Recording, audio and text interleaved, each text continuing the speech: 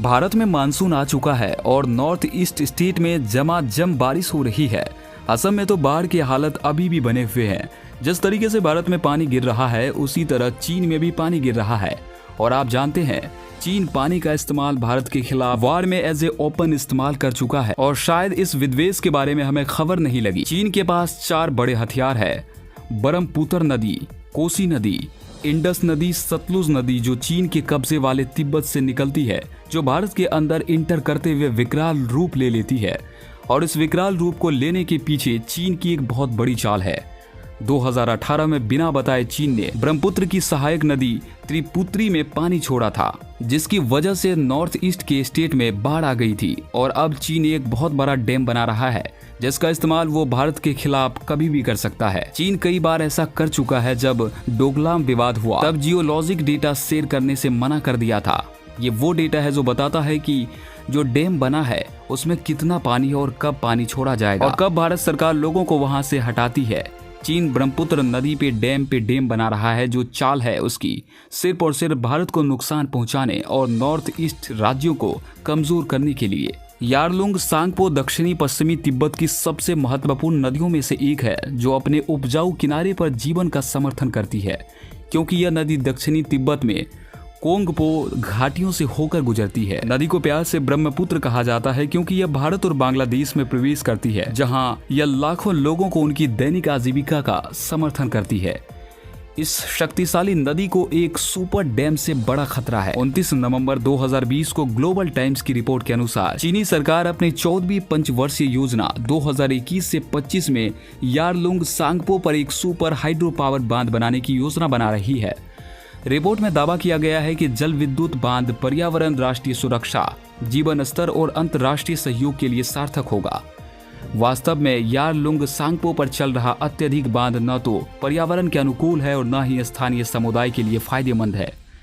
यह स्थानीय निपटान के लिए कोंगपो क्षेत्र में चीनी प्रवासियों के बड़े पैमाने पर आगमन के लिए इंजीनियरिंग दीर्घकालिक तैयारी का हिस्सा है। इस तरह की घटना से स्थानीय पारिस्थिति को अपरिवर्तनीय क्षति हो सकती है, स्थानीय तिब्बती पहचान कम हो सकती है और पूरे पूर्वोत्तर भारत में जल विज्ञान संतुलन काफी अस्थिर हो सकता है। 1960 के दशक के विपरीत बड़े जल विद्युत बांधों को अब पर्यावरण अनुकूल और टिकाऊ नहीं माना जाता है। बीबीसी की एक रिपोर्ट 5 नवंबर 2018 के अनुसार दुनिया भर में 1930 के दशक के बाद से बनाए गए 90% से अधिक बांध अनुमान से अधिक महंगे थे और इन बांधों ने नदी पारिस्थिति को नुकसान पहुंचाया है, लाखों लोगों को विस्थापित किया है। स्पेन में याकला डी येल्टेस बांध प्रकृति अप्रैल 2018 के विध्वंस को पारिस्थितिक विदों ने यूरोप में नदी पुनर्स्थापना प्रयासों के लिए एक मील का पत्थर बताया था और संयुक्त राज्य अमेरिका ने अकेले 2019 में 90 बांध हटा दिए। अमेरिकी नदियां 6 फरवरी 2020 नदी पुनर्स्थापना प्रयासों के लिए। लेकिन तिब्बत में चीनी सरकार लाहोखा और निंगट्री में यारलुंग सांगपो के 1600 किलोमीटर के विस्तार पर बांध निर्माण की होड़ में है। निंगट्री, जिसे पारंपरिक रूप से कोंगपो के नाम से जाना जाता है, दुनिया के सबसे पुराने जंगलों में से एक है और आदिम प्रजातियों के लिए एक सुरक्षित निवास स्थान। दरअसल 2015 में चीनी वैज्ञानिकों के एक समूह ने कोंगपो के मेटोक के जंगल में एक बेहद दुर्लभ और आदिम मकाक बंदर की खोज की थी। यह वो काउंटी है जहां सुपर डैम बनाने का प्रस्ताव है। चीनी वैज्ञानिकों में से एक ने कोंगपो को प्रकृति का एक प्राचीन संग्रहालय भी बताया। चीन ने लंबे समय से नदी पर 11 पन बिजली बांधों की योजना बनाई है, जिसमें जंगमो और गयात्सा पहले ही पूरे हो चुके हैं। डागू और जिक्सु निर्माणाधीन है।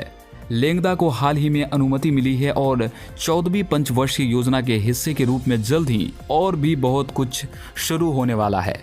बड़े बांध अनिवार्य रूप से जल भंडारण के लिए इसके आसपास की भूमि के विशाल क्षेत्र को जलमग्न कर देते हैं, जिससे वनस्पति और वन्य जीवों के आवास को बड़े पैमाने पर नुकसान होता है। बांध भूकंपीय गतिविधि, भूस्खलन, स्थानीय पारिस्थितिक तंत्र में अचानक परिवर्तन और वायुमंडल में ग्रीन हाउस गैसों का उत्सर्जन भी प्रेरित करते हैं।